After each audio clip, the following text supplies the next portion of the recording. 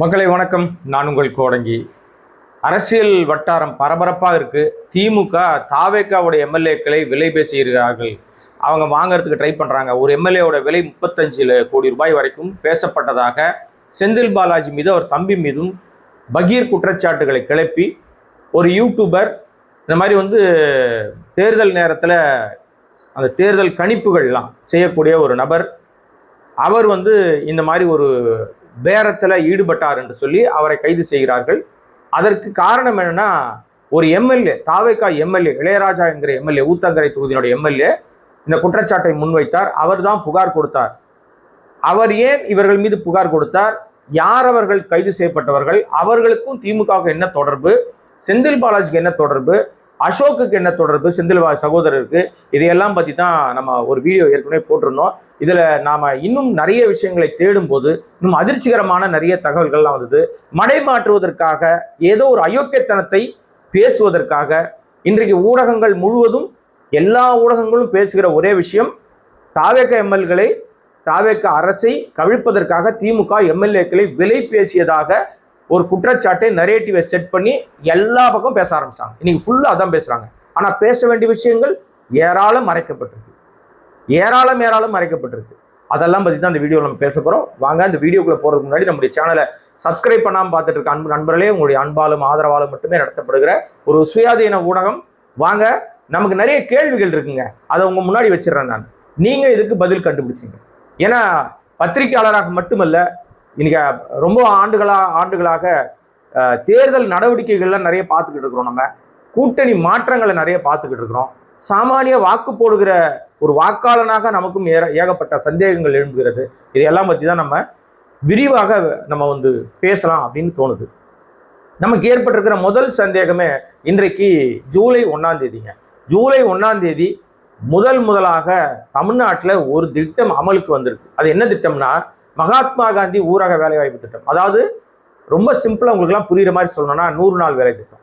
இந்த 100 நாள் வேலை திட்டம் என்பது இந்தியாவுக்கே அதிகமான முன்னோடியான ஒரு திட்டமாக தமிழ்நாட்டில் தான் அது ரொம்ப சிறப்பாக செயல்படுதுன்னு ஒன்றிய அரசாங்கத்தால் பாராட்டப்பட்ட திட்டம். அந்த திட்டத்தை இப்போ மகாத்மா காந்தி ஊரக வேலைவாய்ப்பு திட்டம் மகாத்மா காந்தி பேரையே தூக்கிட்டாங்க. அது ஏதோ வாயில் நுழையாத வேறு ஒரு பேர் வச்சிருக்காங்க. அந்த பேரெல்லாம் சொல்ல விரும்பல நான். எனக்கு அந்த பேர் அவசியமும் இல்லை. ஆனால் அந்த திட்டம் இன்று முதல் அமலாயிருக்கிறது. அதை குறித்து பார்லிமெண்ட்லேயே கடுமையாக எதிர்ப்பை காட்டிய ராகுல் காந்தி யாருன்னு தெரியுமா? தெரியல உங்களுக்கு?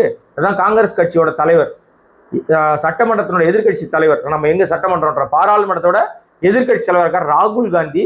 கடுமையான எதிர்வினையாற்றினார். அந்த திட்டம், அந்த பேர் மாற்றும் போது மகாத்மா காந்தி பேரை மாத்திட்டாங்கன்னு கொந்தளிச்சார். ஆனால் அது குறித்து தானே பேசுவதற்கு இங்க யாருக்கும் எந்த துணிவும் இல்லை. தாவேக்கா அரசாங்கம் நீட் நேரத்தில் கையெழுத்து போட்டு அந்த திட்டத்தை இன்று முதல் அமலுக்கு கொண்டு வந்துவிட்டார்கள். சரிங்க, 100 நாள் திட்டம் தான், நல்ல விஷயம் தானே. அது என்ன மடமாத்திர விஷயம்னு கேட்டீங்கன்னா, அந்த திட்டத்திற்கு ஒதுக்கப்படுகிற நிதி 100% இதற்கு முன்பாக ஒன்றிய அரசாங்கம் தான் கொடுத்துட்டு இருந்தாங்க.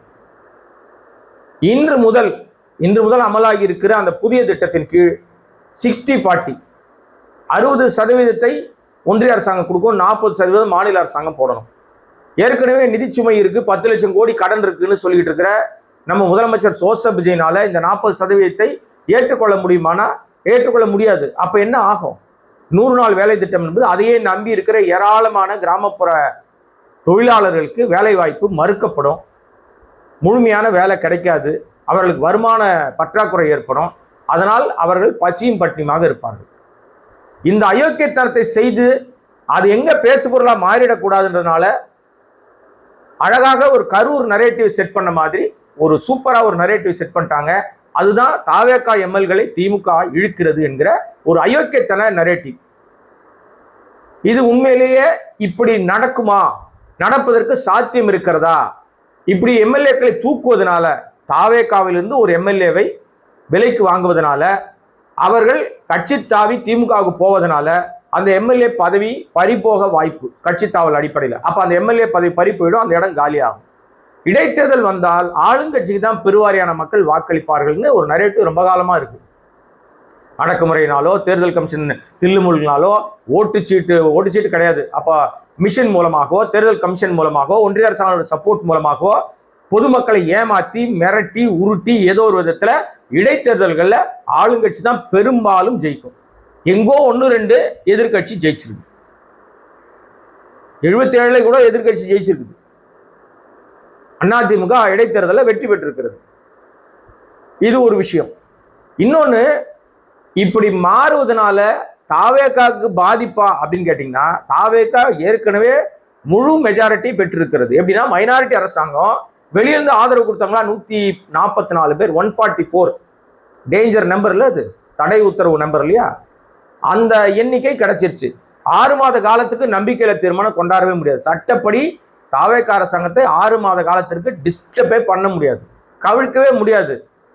ஆனால் சபாநாயகருக்கு எதிராக ஒரு தீர்மானத்தை கொண்டு வந்து, அதன் மூலமாக ஒரு நம்பிக்கையில்லா தீர்மானம் கொண்டு வந்து அதை தோற்கடித்து அதன் மூலமா இந்த ஆட்சியை கவிழ்க்கலாம் என்கிற ஒரு திட்டம் நிறைவேற்றப்படுவதாக ஒரு கான்ஸ்பிரசி தியரியை, இது கான்ஸ்பிரசி தியரி தான், இது கட்டுக்கதை தான். இது அப்படி ஒரு திட்டத்தை செயல்படுத்தணும்னு நினைச்சா, தாவேகா அரசாங்கத்துல உட்காரவே கூடாதுன்னு நினைச்சிருந்தா, கவர்னர்கிட்ட அவங்க போறதுக்கு முன்னாடியே அப்பவே ஆட்டத்தை கலைச்சிருக்கோம் திமுக. 75 வருஷ அனுபவம் வாய்ந்த கட்சி. ஆனா முதல் நாளே சொல்லிட்டாரு, எங்களுக்கு அது அவசியம் இல்லை, நாங்க எதிர்கட்சியா இருப்போம் அப்படின்னு தெளிவா சொல்லிட்டாரு. ஆனா சில்வண்டுகளாக ஆட்சி அதிகாரத்துக்கு புதுசா வந்தவர்கள் அதிகார மமதையிலையும் அதிகார ஆணவத்திலையும் வாய்க்கு வந்ததெல்லாம் பேசிக்கிட்டு இருக்காங்க. அதுல இந்த நிர்மல் குமார்னு ஒரு அமைச்சர் இருக்கார், அவரை பத்தி நான் திருப்பி பேசுறேன். இது ஒரு சந்தேகம். இப்படி போறதுனால என்ன நடக்கும்? ஒரு 10 எம்எல்ஏ இங்க இருந்து போறாங்க, என்ன நடக்கும்? அந்த 10 எம்எல்ஏக்களுடைய இடங்களும் காலியாகும். ஏற்கனவே அதிமுக எம்எல்ஏக்களை பர்ச்சேஸ் பண்ற வேலையை ரொம்ப தெளிவாக குதிரை பேர ஆட்சியை பட்டவர்த்தனமாக இந்தியாவிலே நடக்காத ஒரு அசிங்கத்தை தாவேகா கேவலமா பண்ணிட்டு இருக்காங்க. விஜய் அரசாங்கம், அதுவும் சோசப் விஜயனோட அரசாங்கம் கேடுகட்டத்தனமாக இப்படி ஒரு செய்கையை செய்து கொண்டிருக்கிறது. அதை பச்சை எல்லாரும் திட்ட ஆரம்பிச்சாங்க. ஆங்கில ஊடகங்கள், மற்ற மாநில ஊடகங்கள், நார்த் இந்தியா ஊடகங்கள்லாம் இங்குள்ள அரசாங்கத்தை கீழ்கின்னு கீச்சிட்டு இருக்கு, காரி துப்பிக்கிட்டு இருக்கு.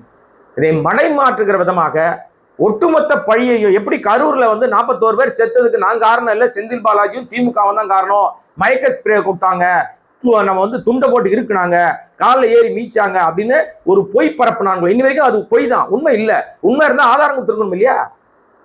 ஆதாரம் கொடுக்கலையே. சிபிஐ வசம் இருக்குல்ல, ஆட்சி உங்ககிட்ட இருக்குல்ல. ஏன்பா நீங்கெல்லாம் பெரிய நியாயவான்கள் தானப்பா, நேர்மை விளம்பிகள் தானப்பா, தூய சக்தி தானப்பா நீங்க. அப்ப இத்தனை நேரம் நீங்க அங்க போய் திமுக மேல, செந்தில் பாலாஜி மேல கரூர் சம்பவத்தின் ஒரிஜினல் ஃபுட்டேஜ் எல்லாம் கலெக்ட் பண்ணி கொடுத்துருக்க வேண்டியதானப்பா. காவல்துறை இப்போ உங்க ஏவல் துறை ஆயிடுச்சு இல்ல, போய் கொடுக்க வேண்டியதானே. ஏன் போல? அங்க எதுவும் இல்ல. செஞ்ச தப்பு பூரா ஜோசப் விஜயனுடைய தவறான தாமதமான வருகை. இதுதான் அந்த 41 பேர் மரணத்துக்கு காரணம். எங்க வந்தாலும் அதுதான் நடக்கும். இனி இந்த விஜய் 41 மரண வழக்கில் தப்பவே முடியாது. அதை மடமாத்துறதுக்காக அது குறித்து யாரும் பேசவே கூடாது. ஏன்னா இப்ப கரூருக்கு போறார். கரூருக்கு தேர்தலில் வெற்றி பெற்ற பிறகு முதலமைச்சராக அங்க போறாராம். அந்த எந்த ஊருக்கு போறாரு தெரியுமா? சொன்னா நீங்க சிரிப்பீங்க மக்களே. அந்த ஊருக்கு பேர் கோடங்கிப்பட்டியாம். கோடங்கிப்பட்டிக்கு தான் போறாராம். நம்ம தான் டெய்லி கேள்வி கேட்டுட்டே இருக்கோம். இப்ப நம்ம ஊருக்கு தான் வராரு அவரு. என் பேர்ல இருக்கிற ஊருன்னு நினைச்சிங்களேன். நம்ம தமிழ்நாடு முழுக்க நம்ம ஊரு தான். ஏன் தமிழ்நாடு முழுக்க? தமிழ் பேசுகிற நல்லுலகங்கள், தமிழ் பேசுகிற அன்பர்கள், தமிழ் பேசுகிற பார்வையாளர்கள் உலகத்துல எந்த மூலையில் இருந்தாலும் எல்லாமே நம்முடைய மக்கள் தான். அந்த கோடங்கிப்பட்டியில தான் எங்கேயோ ஒரு இடத்துல மைதானத்தை கண்டுபிடிக்கிறாங்களாம். கண்டுபிடிச்சு எல்லாரையும் அங்க வர வச்சு ஆறுதல் படுத்துறாராம்.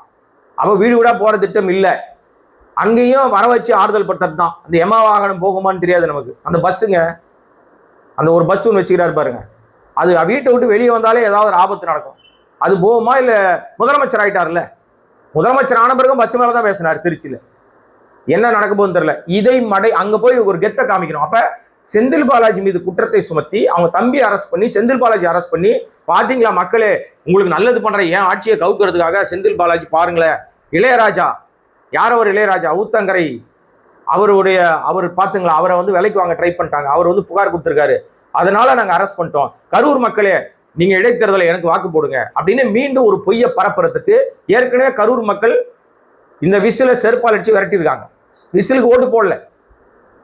நன்றி கட்டத்தனமாக அந்த மக்களுக்கு துரோகம் செய்து விட்டு எம்ஆர்வி ஊழல் குற்றத்துல சிக்கி இருக்கிறவர், சொத்து குவிப்பு வழக்குல சிக்கி இருக்கிறவர், ஏராளமான வழக்கு, 30 வழக்கு, 1-2 கிடையாது, 30 வழக்கு. அப்ப எவ்வளவு பெரிய தில்லாலங்கடி திட்டு பயிலா இருப்பான் பாருங்க. இந்த ஆள் பெரிய ஏமாத்து பெருவியா இருக்கிறார். அந்த தொகுதி மக்கள்கிட்ட ஓட்டை வாங்கிட்டு, ரெட்டலை மூலமாக ஓட்டை வாங்கி ஜெயிச்சுட்டு, நன்றி கட்டத்தனமாக அந்த மக்களுக்கு துரோகம் செய்து விட்டு தாவேக்காக ஓடி போயிருக்கார். இவர் நாளைக்கு சேர போறார். இதையெல்லாம் மடைமாற்றுகிற விதமாக இந்த இந்த பேச்சு வெளியே வரக்கூடாது. இப்ப இன்னைக்கு என்ன காலையில இருந்து என்ன பேசிட்டு இருக்காங்க, மத்தியானத்துல இருந்து என்ன பேசிட்டு இருக்காங்க, மத்தியானத்துல என்ன பேசுறாங்கன்னா, ஒரு யூடியூபர் தேர்தல் வியூக வகுப்பாளரா தேர்தல் கணிப்பாளராக தன்னை லயோலா கல்லூரி மாணவர்னு சொல்லிப்பாரு. அந்த அடிப்படையில கடந்த தேர்தலில் அவர் தேர்தல் கணிப்புகள் சொன்னார். நீங்கெல்லாம் இன்னும் இருக்கு, யூடியூப்ல போய் பார்த்தீங்கன்னா தெரியும். அவருடைய அந்த வியூக வகுப்பு அதை என்ன சொன்னார் தெரியுமா? அவரு தாவேக்கா தான் ஜெயிக்கும்னு சொன்னார். திமுக ஜெயிக்கும்னு சொல்லலை. தாவேக்கா தான் வெற்றி பெற போது.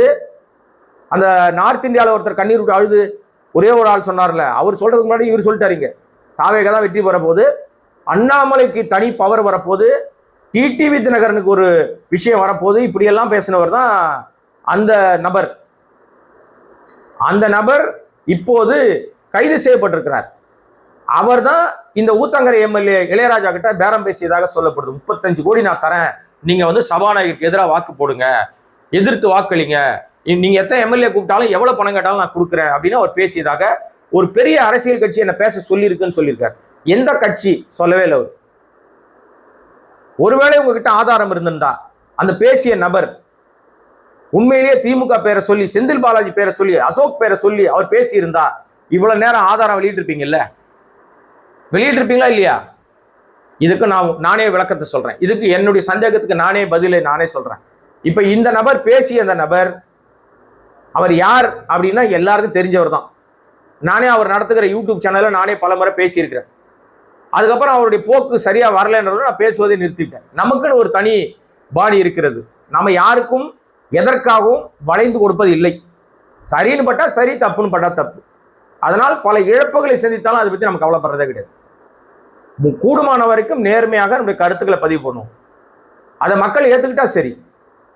நம்மை புரிந்து கொள்கிறவருக்கு சரியா சொன்னா போதுங்க, அவ்வளவுதான் நம்ம பாணி. அதனால அந்த நபர் வைத்திருக்கிற யூடியூப் சேனல்ல நானும் பேசியிருக்கிறேன், பலமுறை பேசியிருக்கிறேன். அதுக்கப்புறம் அவருடைய போக்கு வேற ஒரு கோணத்துல போக ஆரம்பிச்ச உடனே நான் அங்க பேசுவதை நிறுத்தி விட்டேன். என் ஆபீஸ்ல வந்து இன்டர்வியூ எடுப்பாரு, அதெல்லாம் வேண்டாங்க, இனிமே நான் பேசுறதா இல்லை அப்படின்னு சொல்லி தவிர்த்து விட்டேன். என்னுடைய நண்பர் தான் அவர், இப்ப மாட்டியிருக்கிறவர் நண்பர் தான். அவர் பாடியில வேற விஷயம் போயிட்டு இருக்காரு. நீ பல பேர் பேசுற பல பேரும் எனக்கு அறிமுகமானவர்கள் தான். என் தம்பி நம்ம ஜெகதீஷ், ரூட் மாஃபியா ஜெகதீஷ், ஒரு காலகட்டத்தில் சினிமா ஏரியாவுக்குள்ளே சுத்திட்டு இருந்தவர், நல்ல அறிமுகம், அண்ணான்னு பேசக்கூடியவர் தான். இன்னைக்கு அவர் தான் இந்த மாநிலத்தினுடைய மிக முக்கியமான ஒருத்தராக இருக்காரு. அதுக்காக நம்ம அவர் சொல்றதெல்லாம் நம்ம கேட்க முடியுமா? அவர் செய்யறதெல்லாம் நம்ம சரின்னு சொல்ல முடியுமா? அதெல்லாம் தப்புனா தப்பு தான். அந்த அடிப்படையில் இவர் பேசியதுல நமக்கு ஏற்பட்டிருக்கிற சந்தேகம், இவர் ஒரு அரசியல் கட்சி பேச சொன்னதுனால நான் இளையராஜாட்ட பேசினேன். அந்த அரசியல் கட்சி எது? ஏன் வந்து வெளியிடல நீங்க ஆதாரத்தை? உங்கள்கிட்ட ஆதாரம் இருந்தா வெளியிட வேண்டியதானே. தாவேக்கா அரசு ஏன் தாமதப்படுத்துது? காவல்துறை வந்து டைரக்டா திமுக மேல அலிகேஷன் வச்சு அறிக்கை வெளியிடுறாங்களே, எந்த அடிப்படையில் அறிக்கை வெளியிடுறாங்க? ஏன் நமக்கு இந்த சந்தேகம் வருதுன்னா, இவர்கள் மெஜாரிட்டி பெறுவதற்கு முன்பாக மைனாரிட்டி கவர்னர்கிட்ட லெட்டர் கொடுக்கறதுக்கு போறதுக்கு முன்னாடி ஒரு எம்எல்ஏவர் நடுராத்திரில கடத்திட்டாங்க, காணா போயிட்டார் அப்படின்னு டிடிவி தினகரன் புகார் கொடுத்தாரு பகிரங்கமாக. காமராஜ் மன்னார்குடி எம்எல்ஏ அவர் கடத்தப்பட்டிருக்கலாம் என்று தெரிகிறது, எங்கிட்ட லெட்டர் கொடுத்துட்டு அங்கேயும் ஒரு லெட்டர் கொடுத்துருக்காரு, அயோக்கியத்தனத்துல உச்சம், அவர் கடத்திட்டாங்க அப்படின்னு சொன்னாங்க இல்லையா?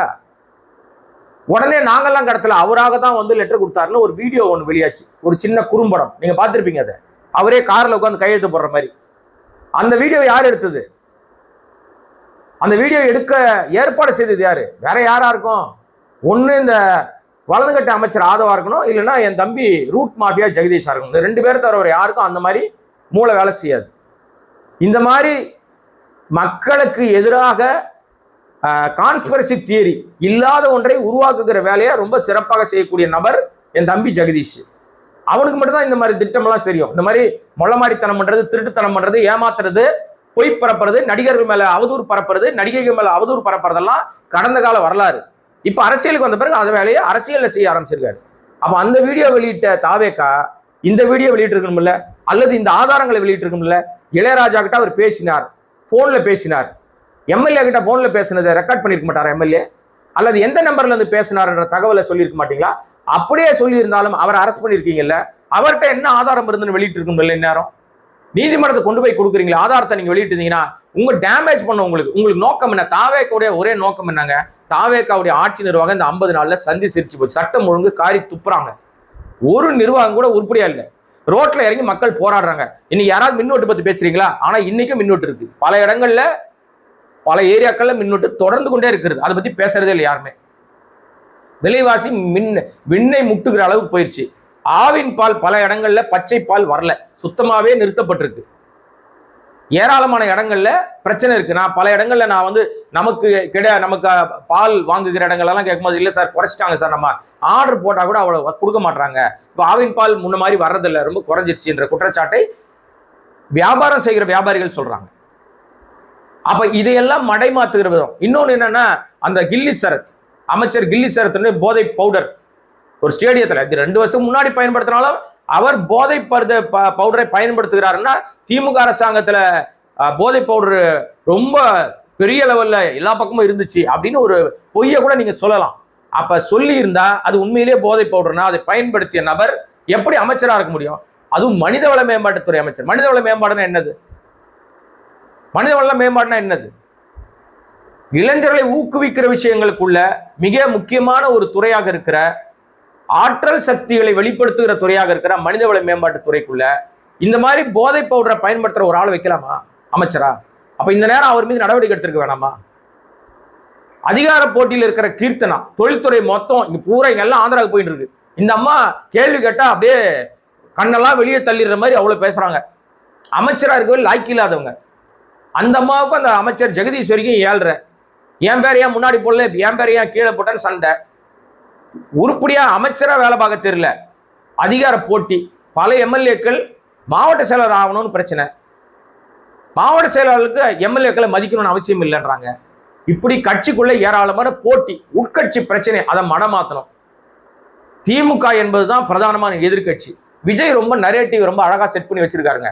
மக்கள்கிட்ட என்ன சொல்லி வச்சிருக்காருன்னா, திமுக தீய சக்தி, எனக்கும் திமுக தான் போட்டி, தோத்தாலும் திமுக தான் வந்து எனக்கு விரோதி, நான் ஜெயிக்கணும்னாலும் திமுகவை தான் தொடரும், மாற்றவே மாட்டேன் நான். இதுதான் அவர்கள் வைத்திருக்கிற கான்ஸ்பிரசி தியரியினுடைய அடுத்த கட்ட நடவடிக்கை. நல்லா தெளிவா பாருங்களேன்.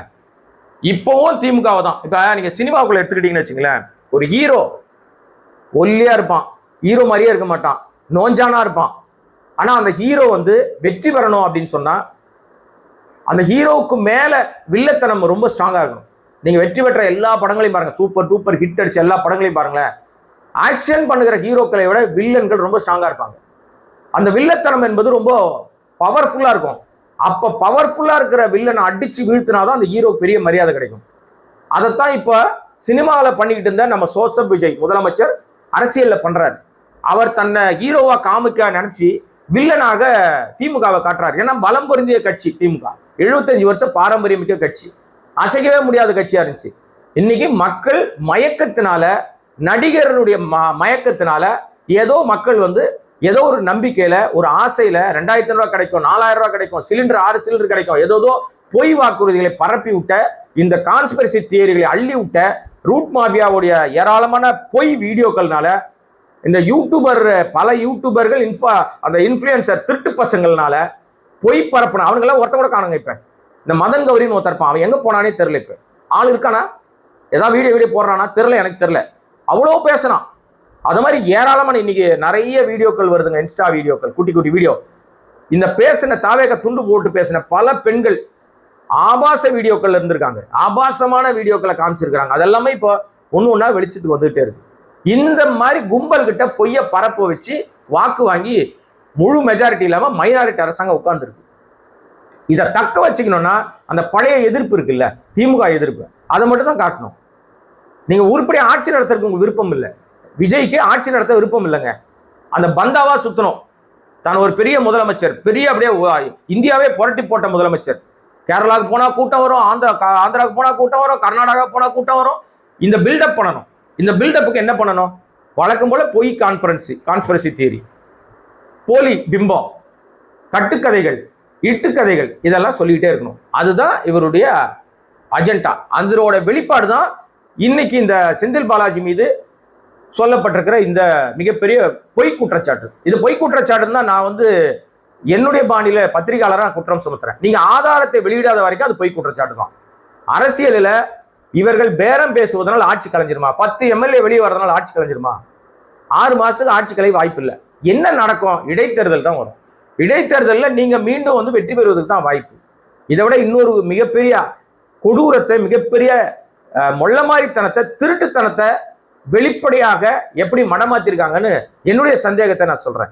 இப்போ இந்த குற்றச்சாட்டை சொல்லியிருக்கிற இந்த இளையராஜா என்கிற இந்த எம்எல்ஏ, ஊத்தங்கரை எம்எல்ஏ இளையராஜா, இவர் உண்மையிலேயே தாவேகாவுடைய உறுப்பினர் அல்ல.